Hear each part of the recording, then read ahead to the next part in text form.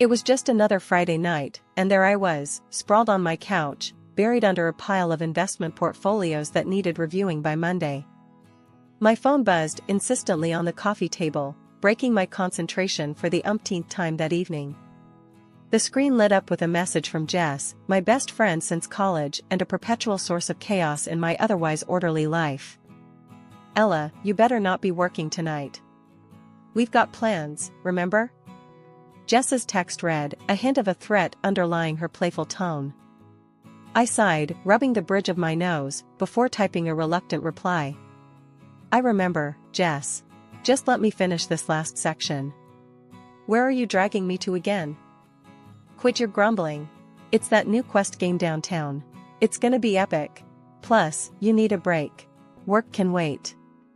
She responded almost immediately, her impatience palpable even through text. I met Jess and the rest of the gang at the lobby of Mystery Manor, a place that looked more like a haunted house than a fun night out. The game host briefed us on the rules and the backstory of our adventure. We were to solve a series of puzzles to escape the manor, and our group was not the only one participating that night. As we were divided into teams, I found myself paired with a guy named Tom. He was from another company, a fact I only gleaned because his work badge was still clipped to his jeans. Tom seemed just as out of place as I felt, his hands tucked awkwardly into his pockets as he offered me a shy smile. "So, not really your scene either?" I ventured, trying to break the ice as we approached our first clue. Tom chuckled, his smile reaching his eyes. "You could say that. I got roped into this by my sister. She thinks I need to get out more." "Sounds like we're in the same boat. My friend thinks this will cure my workaholism," I replied, rolling my eyes. We spent the next hour navigating through cobwebbed corridors and solving riddles that designed to confuse rather than enlighten. Tom proved to be surprisingly insightful, his quiet demeanor belying a sharp wit that caught me off guard more than once. "You're pretty good at this," I noted as he unlocked a particularly tricky cipher that had stumped me. He shrugged, a small grin tugging at his lips.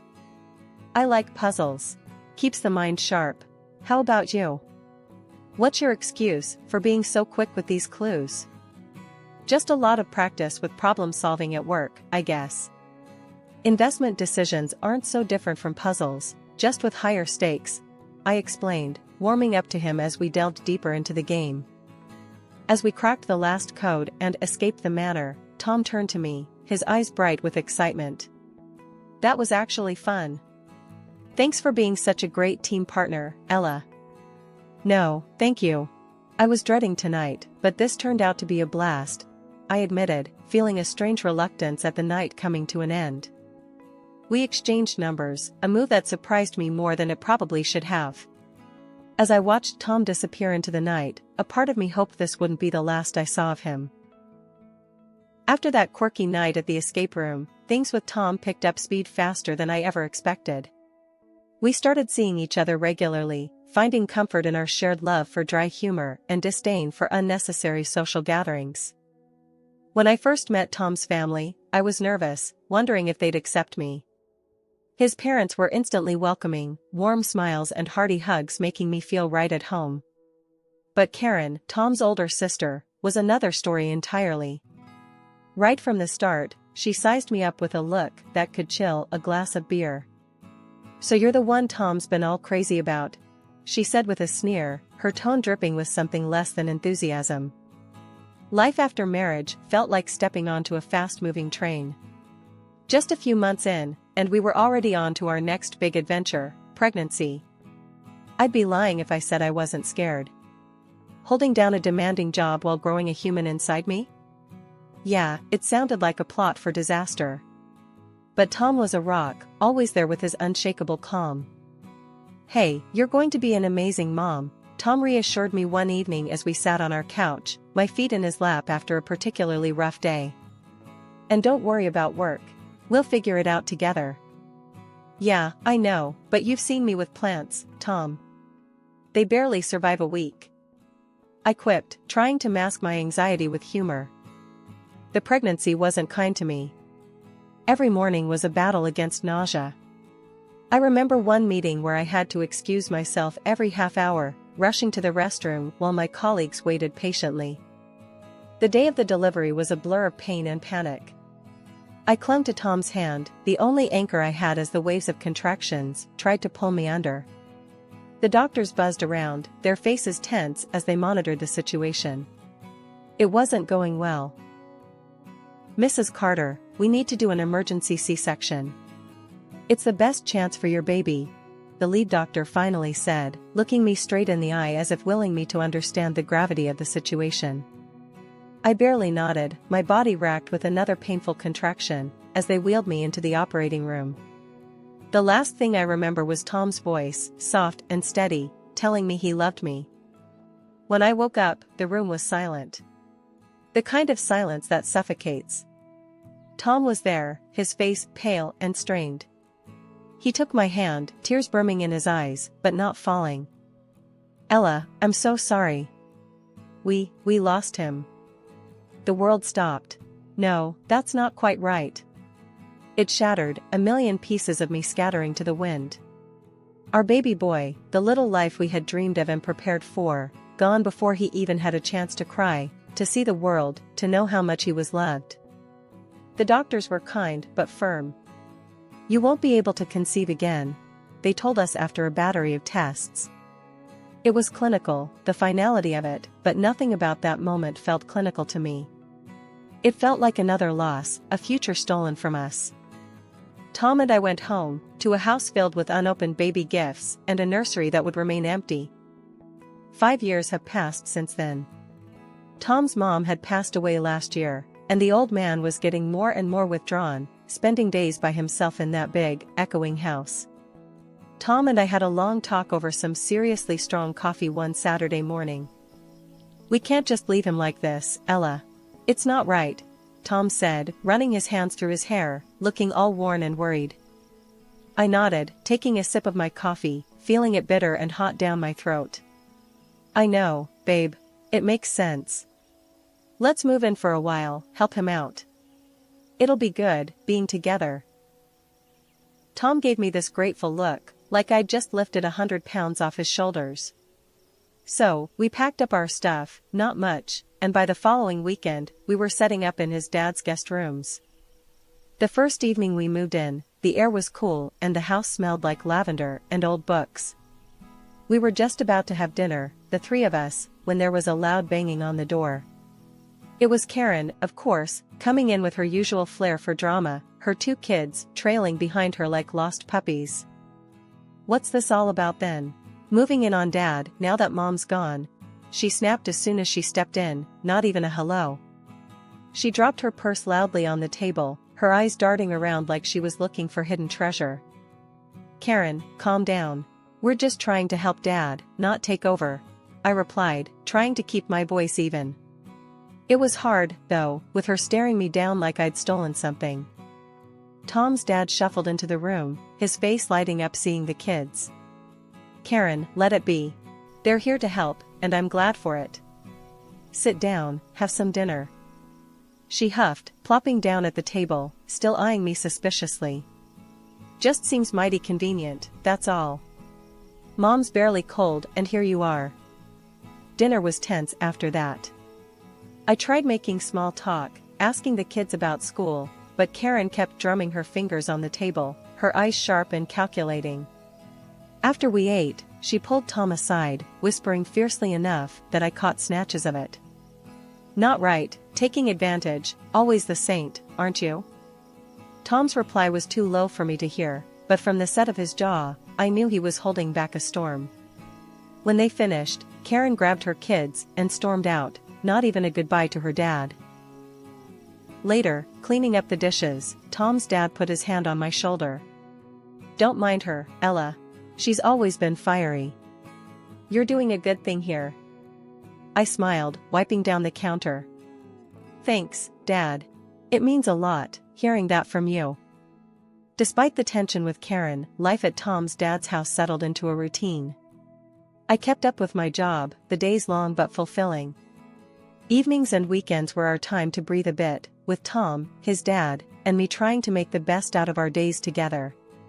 His dad, recovering from his grief and loneliness, seemed genuinely thankful for our company. He started treating me like a daughter than a daughter-in-law, always making sure I felt welcomed and valued. "Thank you, Ella, for everything.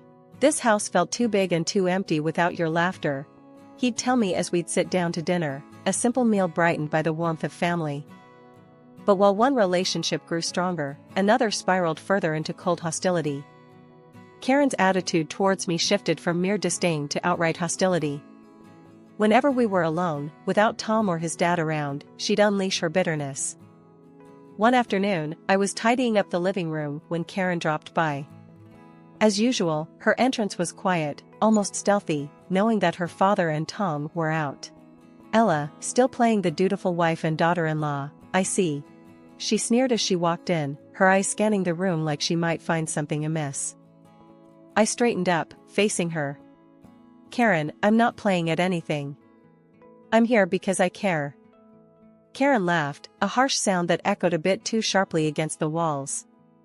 "Care? Or are you just securing your future here, since you can't have your own family?" The words stung, more than I wanted to admit. "That's a low blow, Karen. Why do you have to make it personal?" "Because it is personal, Ella. You're here, playing house, while knowing you'll never continue the family line. My kids are the real heirs. You're just occupying space." I took a deep breath, clenching my fists to keep calm. "Karen, I'm here because your father and Tom need me. We're family now, whether you like it or not." She scoffed, stepping closer. "Family? You think just because you married my brother and moved in here, you're family? You'll never really be one of us." Before I could respond, she turned on her heel and left, her words hanging heavy in the air. Later that evening, when Tom and his dad came back, Karen transformed like she always did. Smiling, engaging, and utterly flawless in her role as the devoted daughter. It was as if our earlier confrontation had never happened. At dinner, she talked animatedly about her children's school activities, weaving herself back into the fabric of the family with practiced ease. I watched her, marveling at the stark difference in her demeanor. Tom, catching my eye, gave me a small, knowing look. He squeezed my hand under the table, a silent message of solidarity. After dinner, while washing up, Tom leaned in. "I saw that look during dinner. Did something happen with Karen today?" I hesitated, then nodded. "Yeah, the usual. Her words. Tom, they do hurt."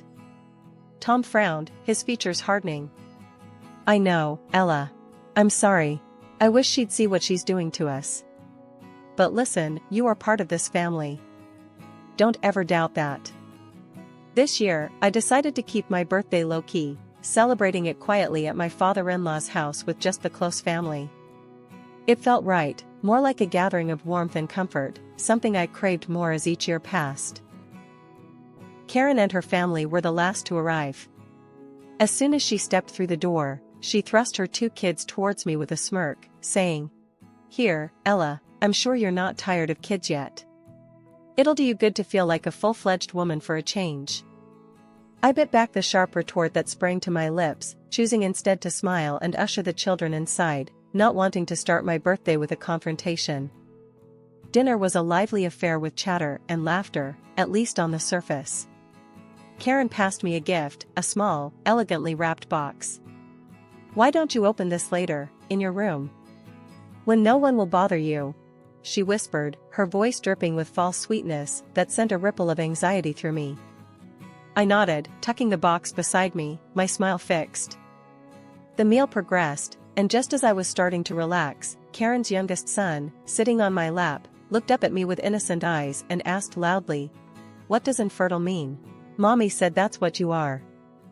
The words hung heavy in the air, a suffocating silence falling over the table. I froze, words lodged in my throat, the room suddenly feeling too tight. Tom was quick to intervene, his voice calm but firm as he redirected the conversation to a safer topic. I barely heard the words, my heart thudding painfully in my chest. Excusing myself under the pretense of needing to freshen up, I escaped to the sanctuary of the next room. My hands were shaking as I pulled Karen's gift from the folds of my napkin. The unease I'd felt earlier blossomed into full-blown dread as I unwrapped it. Inside the box was a small doll, a grotesque mimicry of a newborn, smeared with what looked like blood. Attached was a note, cruel and heartless. "Maybe now you'll remember what you did to your child." A gasp escaped me, and my hands trembled violently. "Tom!" I called out, my voice breaking with panic and grief. Tom rushed in, his face blanching as he saw the contents of the box in my hands. Without a word, he enveloped me in his arms, taking the doll and the note from my shaking hands, his own expression one of horror and fury. "I'm so sorry, Ella. I'm so sorry," he murmured, his voice thick with emotion. "This is unforgivable." As I clung to him, the walls I had built to hold back my grief crumbled. This was supposed to be a simple birthday celebration, a day of joy, and it had turned into a reminder of the deepest pain I carried. Tom, pale with fury, clutched the small doll and the cruel note his sister had given me. Without a word, he stormed into the living room, where everyone was still gathered, chatting idly. "Look at this. Look at what Karen thought was an appropriate birthday gift for my wife." Tom's voice boomed, shaking with anger as he thrust the doll and the note into the center of the room. The chatter ceased instantly, everyone's eyes widening in shock as they processed the gruesome symbol and the hateful words. "This is beyond sick, Karen," Tom yelled, turning to face his sister, who stood frozen, her face a mask of feigned confusion and defiance. Karen started, but Tom cut her off. "No. I don't want to hear your excuses. How could you be so heartless? You're my sister, but I can't even look at you right now. You're not part of this family if this is how you treat people. You're done here," he shouted, his words slicing through the tense air. Dad, who had been silent, his face a growing shade of red from anger, finally spoke up, his voice thundering. "Karen, get out of my house. I don't want to know you anymore. To think I raised someone capable of this." Karen, still clutching at some shred of pride, scoffed and headed towards the door. Once outside, she turned back, a sneer distorting her face. "Fine. But when he's gone, who do you think will inherit all this? My children are still his grandchildren." The audacity of her words struck us silent. We watched, stunned, as she walked to her car where her husband was waiting. Their voices carried back to us, the sharp sound of a heated argument breaking the cold night air. "You idiot! Do you realize what you've just done?" her husband's voice echoed through the parking lot. "Oh, shut up. It's not my fault they can't take a joke," Karen shot back, her voice shrill. Their children, forgotten in the commotion, stood by the doorstep, small and confused. My heart broke for them, witnessing such ugliness. Tom, his father, and I stood by the open door, the cold breeze sweeping in, mingling with the harsh words floating from the parking lot. None of us could find the words to speak. We simply stood there, the door eventually closing with a soft click that sounded final. Inside, the house felt emptier, the echo of the confrontation hanging in every corner. Dad put his arm around me, his old, tired eyes wet with unshed tears. "I'm so sorry, Ella. That anyone, let alone my own daughter, could do this." His voice trailed off, choked with emotion. Tom stood by, his jaw clenched, his usual warmth replaced by a cold fury. After a moment, he turned to me, his expression softening. "Ella, I'm so sorry. This should have been a happy occasion. I promise, we'll make this right. Somehow." A few months after that tumultuous birthday, things took another turn. We found out that Karen's husband had left her. He'd been banking on a hefty inheritance from Dad and couldn't handle the fallout of being cut off. Worse yet, Karen started drinking heavily, spiraling down so fast that she eventually lost her rights to see her kids. It was a mess, and those poor kids were stuck in the middle of it. One evening, after Tom and I had put the kids to bed in our guest room, they'd been staying with us temporarily, I brought up the subject that had been weighing on my mind. We were in the kitchen, Tom making a late cup of tea for us. "Tom, we need to talk about your niece and nephew. This situation isn't getting any better, and they need stability," I said, leaning against the counter. Tom sighed, running a hand through his hair. I know. I've been thinking about that too. They're already like family to us. Maybe we should make it official? I was thinking the same thing. How do you feel about us becoming their legal guardians? I asked, watching his reaction closely. He paused, then nodded firmly. Let's do it. They need us, and I want them to grow up in a loving home. They've been through enough already. We decided to move forward with it, and after a series of meetings with social services and seemingly endless paperwork, we were granted custody of the kids. They were officially part of our family now, and their bright smiles made every bit of bureaucracy worth it. Dad was overjoyed when we told him the news.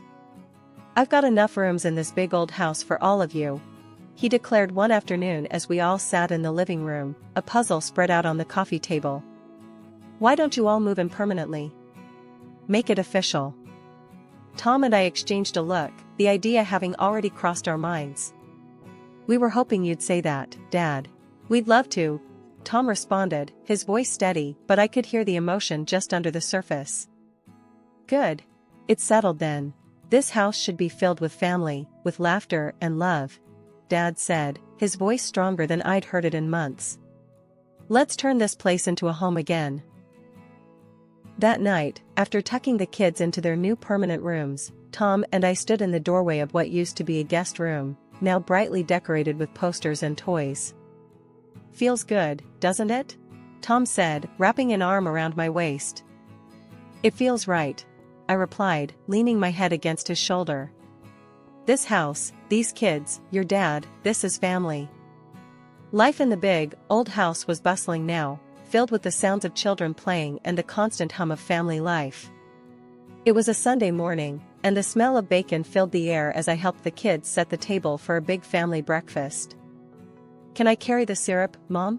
Sammy, the younger one, asked, his eyes wide with the responsibility of the task. Sure, but be careful. It's sticky, and we don't want to end up eating pancakes with syrup flour, I teased him, handing him the bottle.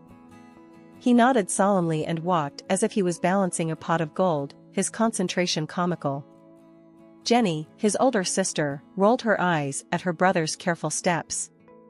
If you go any slower, we'll have to eat lunch instead of breakfast.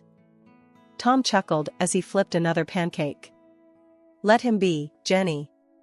He's doing a great job.